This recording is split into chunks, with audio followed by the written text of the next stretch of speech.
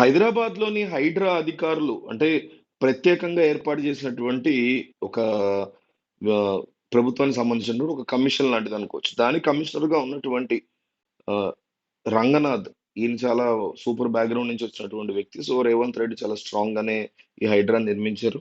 250 మంది అధికారులను దీంట్లో నియమించింది ప్రభుత్వం.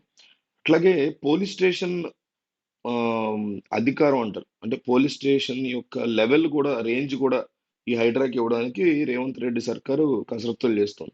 ఈ హైడ్రా వరుసపెట్టి కొద్ది రోజులుగా హైదరాబాద్‌లో నిర్మించినటువంటి అక్రమ నిర్మాణాలన్నీ కూలుస్తూ రీసెంట్‌గా నాగార్జున యొక్క థింగ్‌ని కూల్చిన సంగతి తెలిసిందే. అయితే ఇది కూల్చిన తర్వాత మిగతావి కూలిస్తే ఓకే గానీ, నాగార్జున కూల్చిన తర్వాత నాగార్జున మాట్లాడారు, రెస్పాండ్ అయ్యారు. జనాలు గూడా రెస్పాండ్ అవుతున్నారు. ఫస్ట్ నాగార్జున ఏం రెస్పాండ్ అయ్యారంటే, ఇది ఒక బాధ బాధ కలిగించేటువంటి సంఘటన. చాలా అనెథికల్‌గా, అన్‌లాఫుల్‌గా మాది చట్టం వ్యతిరేకంగా కూల్చేస్తున్నారు. దీని మీద ఇప్పటికే స్టే అనేది ఉంది. స్టే ఉన్నటువంటి కట్టడాన్ని వీళ్ళు కూల్చేటువంటి అధికారం వాళ్ళకి లేదు అని కోర్టుకి కూడా వెళ్లారు. కోర్టు స్టే ఇచ్చిందనేసి వార్తలొచ్చాయి. దాన్ని మళ్ళీ సిబి రంగనాథ్ ఖండించారు. ఇదంతా జరిగింది. జనం ఏమంటున్నారంటే, ఓకే మంచిదే. నాగార్జున కాకపోతే చిరంజీవి, చిరంజీవి కాకపోతే బాలకృష్ణది, బాలకృష్ణ కాకపోతే వెంకటేష్. ఎవరైనా సరే తప్పుడు నిర్మాణం చేస్తే ఖచ్చితంగా కూల్చండి. మేము గూడా అంగీకరిస్తాం. కానీ కాంగ్రెస్ పార్టీకి సంబంధించినటువంటి కొంతమంది ఫార్మ్ హౌస్‌లో గూడా ఎంక్రోచ్‌మెంట్ ఉంది గదా! ఇదంతా గూడా ఆరోపణ పరంగా ఉంది గదా! అట్లాగే రామోజీ ఫిల్మ్ సిటీ సంగతి ఏంటి? అది గూడా ఎంతో కబ్జా చేశారు ల్యాండ్ అనే ఆరోపణలున్నాయి గదా!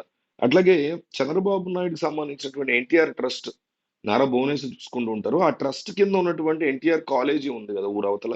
అది గూడా చెరువు యొక్క భూముల్ని కబ్జా చేసి కట్టుకున్నారు గదా! దాని మీద ఎందుకు చర్యలు తీసుకోలేనటువంటి పరిస్థితి ఉంది. ఖచ్చితంగా దీని మీద గూడా మీరు చర్యలు తీసుకోండి. మేము గూడా మిమ్మల్ని మెచ్చుకుంటాం అనేసి రేవంత్ రెడ్డి మీద వరుసపెట్టి క్వెషన్‌లేస్తున్నారు.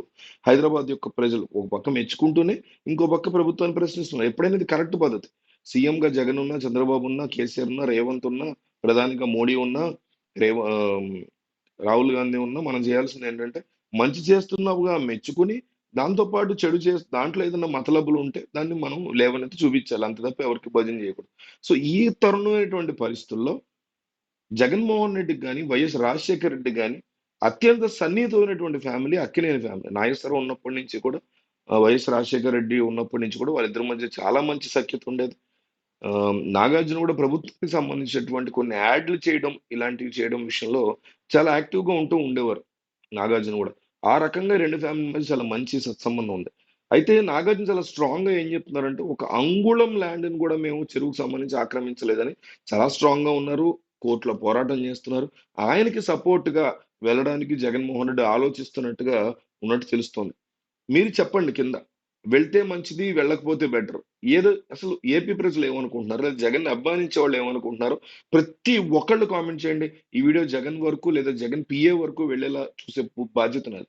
కానీ జగన్ ఏ నిర్ణయం తీసుకుంటే బావుంటుంది? వెళ్తే మంచిది లేదా వెళ్ళకపోతే మంచిది? వెళ్తే మంచిదంటే కూడా రాసుకురండి క్లియర్‌గా. ఎందుకు వల్ల అని. లేదా వెళ్ళకపోతే మంచిదంటే క్లియర్‌గా రాయండి కింద. కాస్త టైం వెచ్చించండి. ఈ వీడియో జగన్ వరకు వెళ్ళేలాగా, పార్టీ వరకు వెళ్ళేలాగా చూసే బాధ్యత నాది. కామెంట్ చేసే బాధ్యత మీది.